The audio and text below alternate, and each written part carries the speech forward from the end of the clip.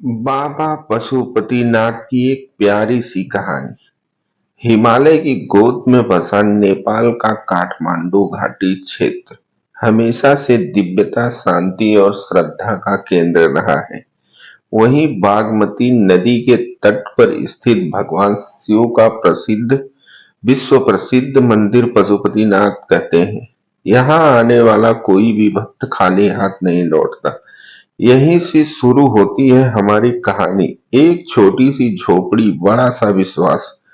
काठमांडू से कुछ दूर एक छोटा सा गांव था, जहां एक बूढ़ी विधवा माँ अपने छोटे बेटे आदित्य के साथ रहती थी।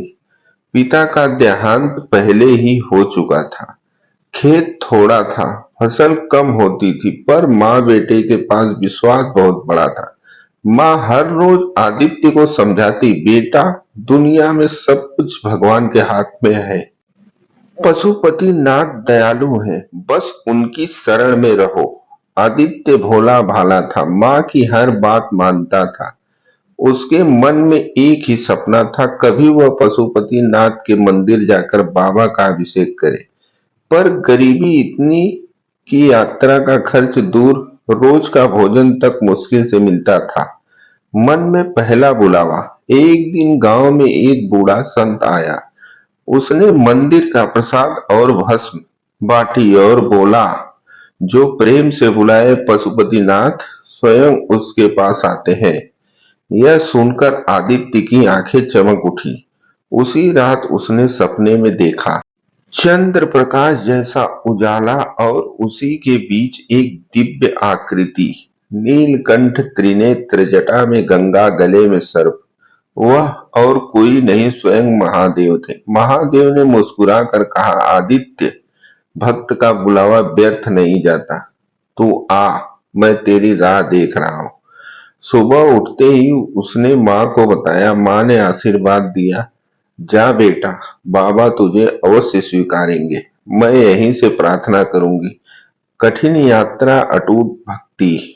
आदित्य ने बिना पैसों के ही यात्रा शुरू कर दी। कई दिन तक पैदल चलता रहा। कभी पत्थरों ने पैर घायल किए, कभी भूख ने तोड़ा, कभी रात की ठंड से कांपा। पर उसके होठों पर एक ही नाम था, हर हर महादेव। पशुपति नाथ शरणम। रास्ते में जब उसे बहुत भूख लगी तो उसे एक किसान मिला जिसने प्रेम से भोजन कराया। जब उसके पैर छिल गए, एक साधु ने मरहम लगाया। जब उसे गहरी नदी पार करनी पड़ी, अचानक एक नाव वाला प्रकट हुआ और बिना पैसे लिए पार करा दिया। आदित्य सोचता, कैसे कैसे लोग मिल रहे, जैसे कोई अदृश्य शक्ति मेरी मदद कर रही हो। और उसे क्या पता, हर बार वही नाव वाला, वही किसान, वही साधु रूप बदलकर स्वयं महादेव ही थे। मंदिर पहुंचना पर भीतर न जा पाना। आखिर कई दिनों की यात्रा के बाद पशुपतिनाथ मंदिर पहुंचा। दूर से विशाल सोने का मंडप, चार तरफ घंटियों की ध्वनि, धूप और चंदन की सुगंध। उसका हृदय प्रेम से भर उठा। आंखों से आंसू बह निकले। पर मंदिर के बाहर लंबी लाइन थी। पंक्ति में खड़े लोगों के हाथों में महंगे फूल, दुधिया, कलश, चांदी के चढ़ावे, और आदित्य के पास कुछ भी नहीं। एक पहरेदार बोला, बिना चढ़ावे के दर्शन नहीं होंगे। उसने विनती की, मेरे पास देने को कुछ नहीं, पर दिल भरा है भक्ति से। लेकिन पहरेदार नहीं माना। आदित्य उदास होकर मंदिर की सीढ़ियों पर बैठ गया। भूखा, थका, निराशा, पर विश्वास अब भी टूटा नहीं था। उसने धीरे से कहा, बाबा, मैंने बुलावा सुना था, क्या यह भ्रम था? करुणा का सागर हिल उठा। उसी क्षण मंदिर के भीतर स्थित शिवलिंग पर हल्की सी दरार पड़ी। पूरा मंदिर जैसे कांप गया। पुजारी घबरा गए। आकाश में बादल गड़गड़ाए, हवा में अनोखी सुगंध फैल गई। मंदिर के बड़े पुजारी ने आंखें बंद की और ध्यान लगाया। उन्हें तुरंत आदेश मिला, मेरा भक्त बाहर बैठा है। उसके पास चढ़ावा नहीं है, पर प्रेम अनंत है। उसे भीतर लाओ। पुजारी तेजी से बाहर आए और सीधे आदित्य के पास पहुंचे। बेटा, क्या तुम वही हो जिसे बाबा ने बुलाया है? आदित्य ने आश्चर्य से सिर हिलाया। भीड़ चकित रह गई। जो गरीब बच्चा सीढ़ी पर बैठा था उसे सीधे गर्भगृह में ले जाया जा रहा था। सबसे अनोखा अभिषेक। गर्भगृह में पहुंचकर आदित्य रो पड़ा। उसने शिवलिंग को देखा। ऐसा लगा जैसे स्वयं भगवान उसे निहार रहे हों, पर उसके हाथ खाली थे। वह बोला, मेरे पास दूध नहीं, चंदन नहीं, फूल नहीं, मैं तो कुछ नहीं ला सका बाबा।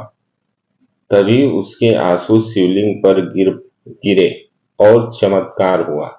जहां आंसू गिरे वहां से चमकती ज्योति निकली। शिवलिंग महाशांत और प्रसन्न दिखने लगा।